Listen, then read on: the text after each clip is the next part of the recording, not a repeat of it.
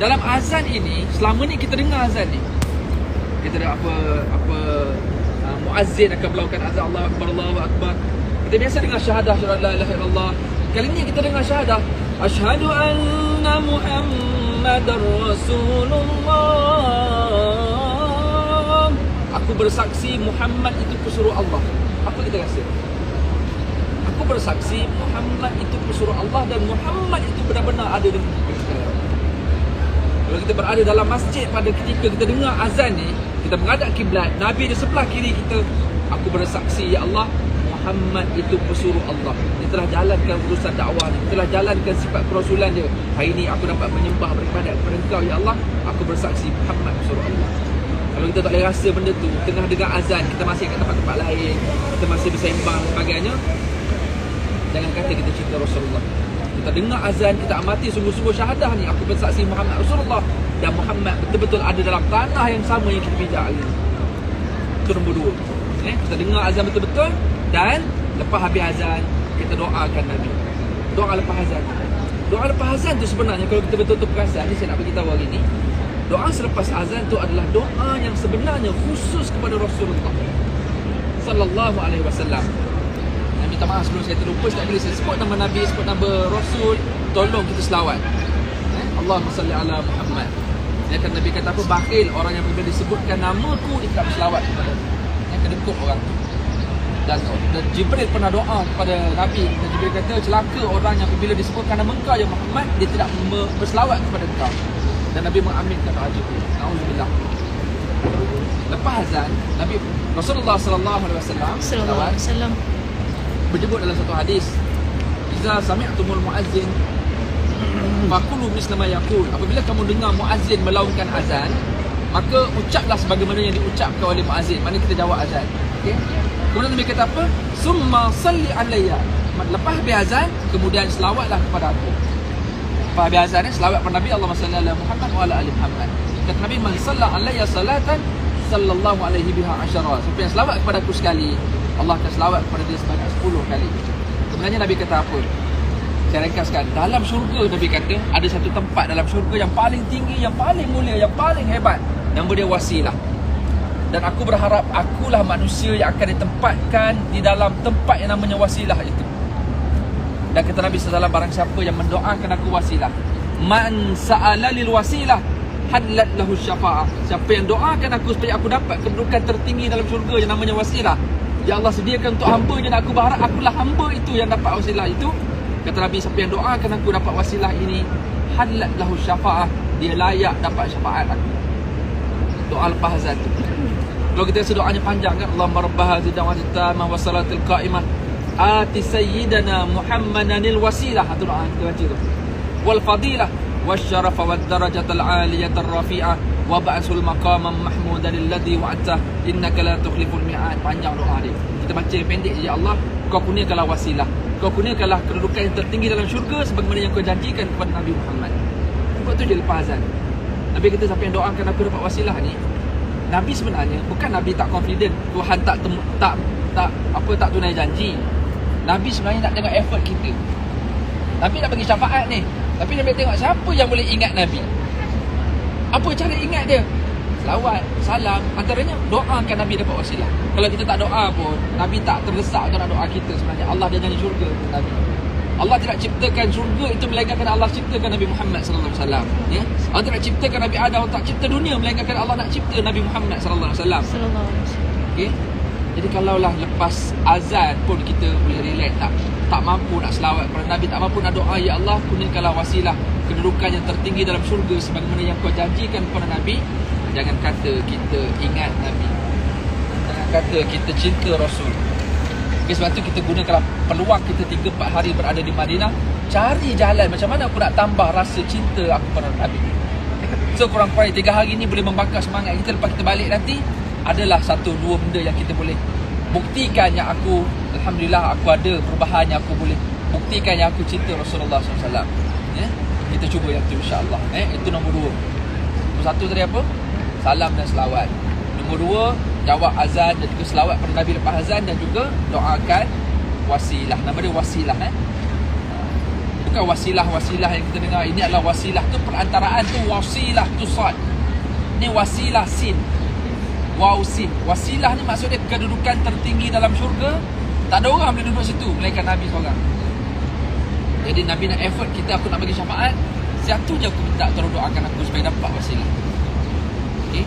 Banyak lagi lah cara nak dapat syafaat. Antaranya apa? Perbanyakkan selawat pada hari Jumaat. Ada satu lagi cara nak dapat syafaat, ziarah Nabi. Kan? Nabi kata siapa yang ziarah aku selepas aku mati, dia seperti ziarah aku masa aku hidup. Siapa yang menziarahi aku, dia berhak dapat syafaat aku. Jadi kita cari jalan macam-macam supaya ada banyak benda yang kita boleh dapat syafaat Rasulullah. Jalan kita nak dapat syafaat Rasulullah SAW, Allah bagi peluang kita ada 3 hari dekat sini. Okay? Sebab itu saya sangat berharap kalau boleh kita selawat 1000 kali, bagi salam setiap kali masuk area pekarangan ni, bagi salam pada Nabi walaupun kubah hijau belah sana. Dan jangan lupa juga apa dia yang kita nak kena buat,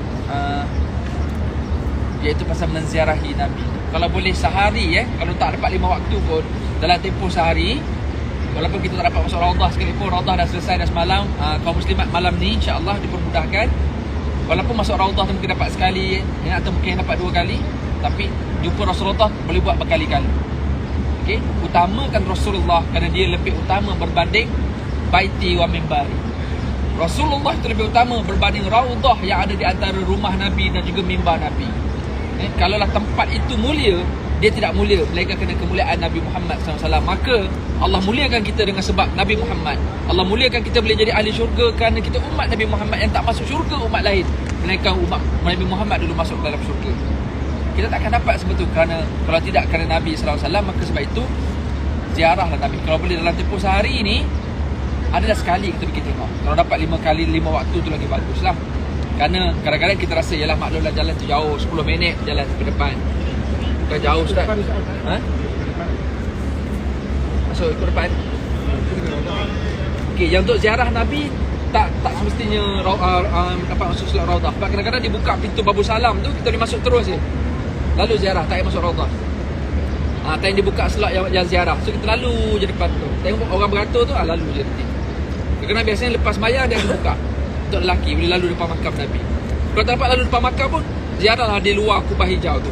Yang sekurang-kurangnya sehari, minimum sekali mesti jumpa Nabi. Dan bercakaplah dengan Nabi. Allah bagi kita peluang 2-3 hari duduk dengan Nabi. Kalau semayang, kita memilih semayang belakang. Yalah maklumlah kerana kita pun tak sempat, terpaksa bekerja-kerja, akhirnya orang dah semayang, kita terpaksa semayang belakang. Tapi siapa yang dapat peluang masuk awal masjid, carilah ruang sebelah kiri masjid, supaya kita dapat semayang dekat dengan Nabi. Kan, macam kaum muslimat dapat semayang sebelah sini, maknanya straight depan kita tu adalah Rasulullah SAW. Maknanya kita membuktikan bahawa aku semayang belakang Nabi, Nabi ada dekat depan. Kita orang lelaki semayang, kau boleh masuk masjid cari sebelah kiri, banyak space kosong dekat depan. Tapi ramai orang memilih untuk semayang belakang dengan alasan jauh. So sekali lagi, memang jauh nak jumpa Nabi ke depan, tapi kita hanya perlukan 10 minit berbanding 10,000 tahun di akhirat tu nak cari Nabi, yang kita pun tak tahu dekat mana. Sekarang ni kita dah tahu Nabi berada di penjuru sebelah kiri masjid. Nabi tak akan pergi ke mana-mana, melainkan setelah ditiupkan sangkakala yang kedua oleh malaikat Israfil. Nabi kata, akulah orang pertama yang akan dibangkitkan pada hari kiamat. Diikuti Abu Bakar, diikuti Umar, dan diikuti oleh ahli Baqi' yang ada dekat tepi sana. Kalau Nabi dah start bangun, kita tak tahu dah nak cari Nabi dekat mana. Pada masyarakat, melainkan amalan, kecintaan, selawat, salam kita pada Nabi lah yang akan buka jalan kita untuk jumpa Nabi SAW. Jadi sementara ini, kita tahu kita ada kelemahan dengan Nabi, kita tahu macam mana effort kita, usaha kita dengan Nabi, macam mana perasaan kita dengan Nabi. Kita sedar diri kita. Yang kita semua ukurlah diri kita semua, termasuklah saya, kita semua ukur diri kita macam mana perasaan aku dengan Rasulullah. Sekalipun kita jauh dengan Nabi, Nabi tetap ada dekat situ menunggu kita. Nabi tetap ada menunggu kita.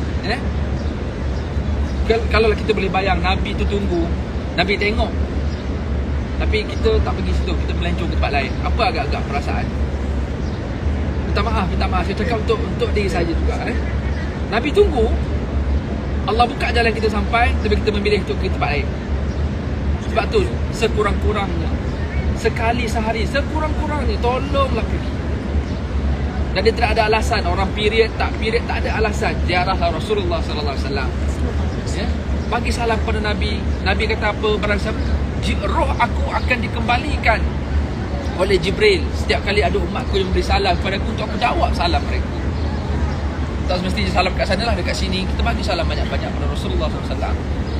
Ya Rasulullah boleh jawab salam, Rasulullah boleh doa. Salam maksudnya sejahtera.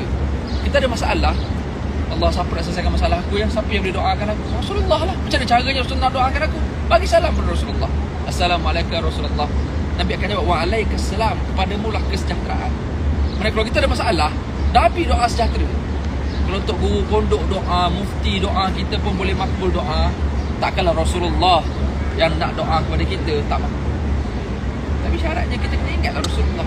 Isunya adalah bila kita ada masalah yang kita mengadu kepada Facebook, yang kita mengadu kepada kawan-kawan kita. Tak salah mengadu kepada kawan, tak salah mengadu kepada Facebook.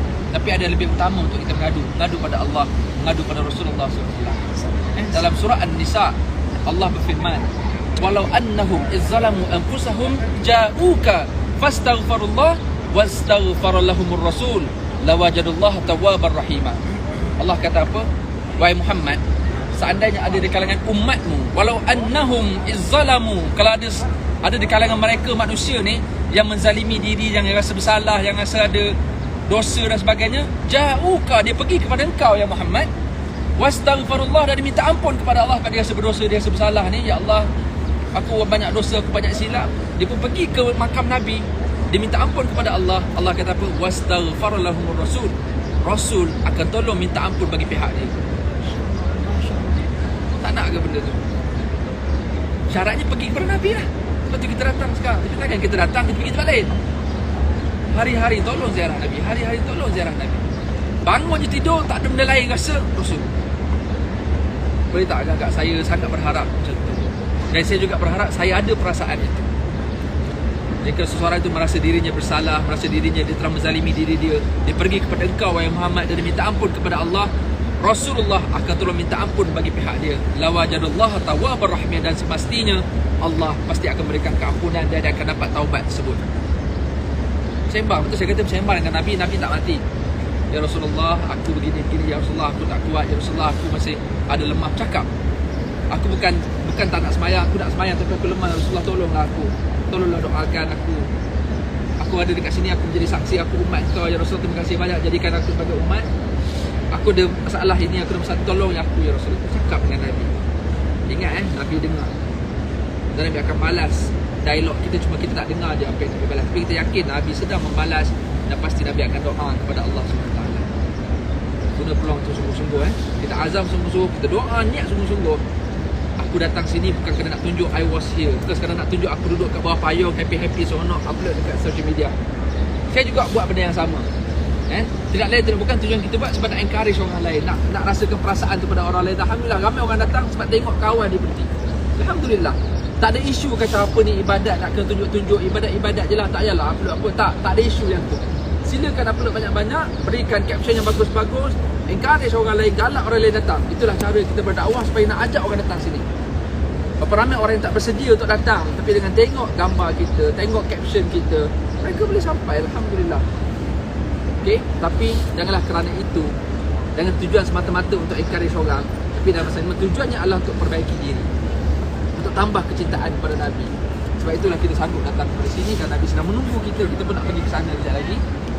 Perasaan debaran menunggu dan ingin berjumpa kepada orang yang sekian lama menunggu kita. Ada satu hadis Nabi SAW, Nabi pernah duduk atas tempat, tiba sahabat tengok Nabi macam menung.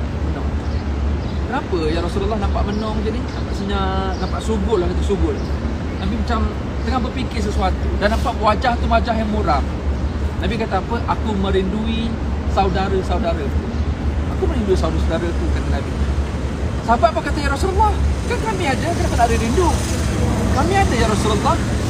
Nabi kata tak, bal antum ashabi, kamu sahabat-sahabat aku. Aku siapa saudaramu ya Rasulullah? Yang aku rindukan adalah saudara-saudaraku, iaitu mereka yang beriman kepadaku tapi mereka tak pernah melihat aku. Siapa orang tu? Nabi merindui orang yang beriman kepada Nabi. Bayangkan berapa ramai manusia yang hidup zaman Rasulullah, mereka tak beriman kepada Nabi, malah memilih untuk menyakiti Nabi, memilih untuk nak membunuh Rasulullah SAW. Kan semua Allah pilih beriman kepada Nabi. Kita, apa semuanya kita tak tengok Nabi pun, tak tengok pun keistimewaan Nabi, mukjizat Nabi, kelebihan Nabi, tapi Allah pilih boleh beriman kepada Rasulullah SAW. Tak kebahagia kita dapat peluang itu. Dan Nabi merindui kita sebenarnya. Aku merindui mereka yang beriman kepadaku dalam keadaan mereka tidak pernah melihat aku. Dalam hadis yang lain Nabi pernah kata apa? Tuba man arani wa amana bi. Beruntunglah orang yang tengok aku dan beriman kepadaku. Itu para sahabat lah. Sahabat ni maksud dia apa? Orang yang dapat melihat Nabi sewaktu Nabi hidup dan dia beriman kepada Nabi sebelum Nabi mati. Dapat title sahabat. Nabi kata, beruntunglah orang yang melihat aku dan beriman kepadaku. Kemudian Nabi kata apa? Wa tuba wa tuba wa tuba man lam arani wa amana bi. Beruntunglah, beruntunglah, beruntunglah. 3 kali Nabi sebut. Triple. Man lam arani wa amana bi. Mereka-mereka yang tak pernah tengok aku tapi dia beriman kepada aku. Ya? Jadi kita terima kasih banyak-banyak pada Allah SWT sebab Allah memilih kita walaupun kita sedar diri kita macam mana. Allah pilih kita, boleh dipilih untuk beriman kepada Rasulullah sallallahu alaihi wasallam. Kalau kita fikir-fikirkan, Allah seronoknya mereka yang hidup zaman Nabi.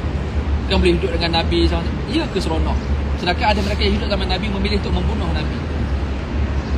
Tapi kita boleh hidup dalam zaman yang tidak ada Rasulullah yang masih hidup. Rasulullah yang telah wafat tapi hidup dalam hati, hidup dalam kehidupan kita.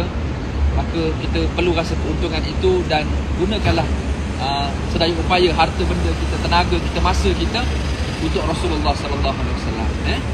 Okey, itu sikit sebagai mukadimah lah segala tentang bagaimana kita nak terapkan perasaan cinta rindu kita kepada Rasulullah sallallahu alaihi wasallam sebelum kita nak pergi untuk kita menelusuri sejarah yang ada di sekitar Masjid Nabawi ni. Sejarah yang sangat-sangat penting tentang bumi Madinah.